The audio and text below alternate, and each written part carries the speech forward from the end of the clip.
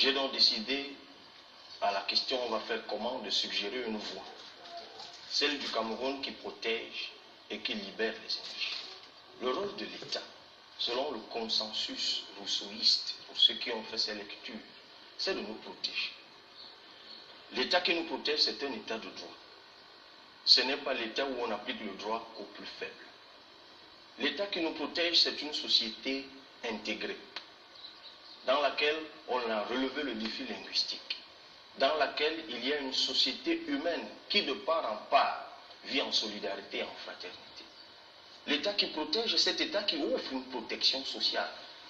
Un État dans lequel la maladie n'est plus une fatalité, la pauvreté n'est plus une fatalité. Un pays où la loi respecte les citoyens. Un pays où les énergies sont libérées, où vous avez accès à la propriété.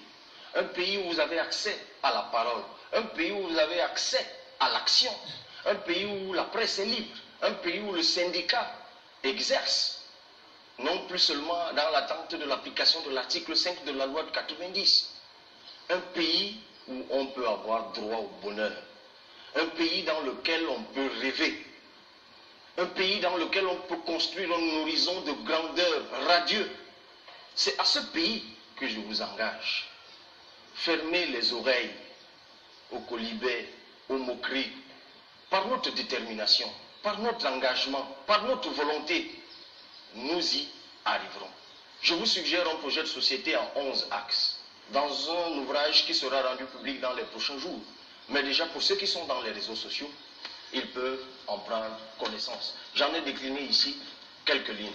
Chers compatriotes, soyez confiants. Je viens en un an, grâce à votre sollicitude, grâce à votre soutien et à votre accompagnement, de faire mentir plusieurs.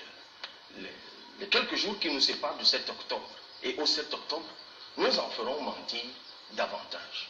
Beaucoup, et c'est avec joie que nous les accueillerons après qu'ils aient regretté de ne pas avoir cru. Croyez-y, chers jeunes Camerounais, oui, nous y avons droit, oui, volontiers. Je veux bien qu'on dise de moi que je suis le Benjamin, comme on l'a dit tout à l'heure. Nous y avons droit. N'oubliez pas que, alors qu'il n'avait encore que 36 ans, le premier président de ce pays, Amadou Ahidjo, a réussi à prendre en main un pays qui sortait de nulle part, simplement de la domination coloniale, pour en faire jusqu'en 82 un pays dont on dit encore aujourd'hui qu'il a été radieux en ce moment-là. C'est possible. Le Cameroun différent, le Cameroun victorieux, le Cameroun respecté dans le monde. Construisons-le ensemble. Il est rassembleur, novice médiatique.